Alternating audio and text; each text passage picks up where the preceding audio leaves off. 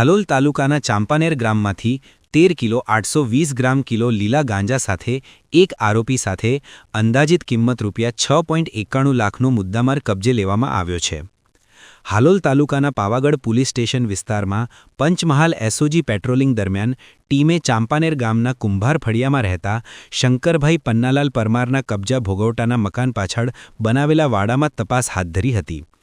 બે સરકારી પંચોની હાજરીમાં કરવામાં આવેલી તપાસ દરમિયાન વાડામાંથી લીલા ગાંજાના 2 છોડ તેમજ તેના પાંદડા અને ડાળખા મળી આવ્યા હતા।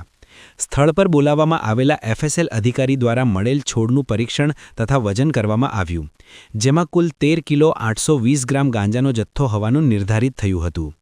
પોલીસ દ્વારા સમગ્ર મુદ્દામાલ કબજે લેવામાં આવ્યો છે। આ અંગે પાવાગઢ પોલીસ સ્ટેશન ખાતે એનડીપીએસ એક્ટ મુજબ ગુનો નોંધવામાં આવ્યો છે અને વધુ તપાસ હાથ ધરવામાં આવી રહી છે।